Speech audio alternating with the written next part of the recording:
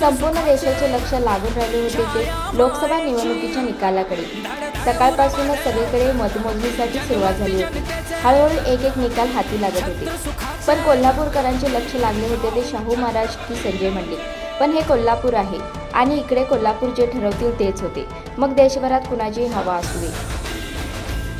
कोल्हापूरचा निकाल जसा स्पष्ट होत आला तसतसे कोल्हापुरात सगळीकडे महाविकास आघाडीचे कार्यकर्ते व नेते मंडळी यांनी जल्लोष करण्यासाठी सुरुवात केली।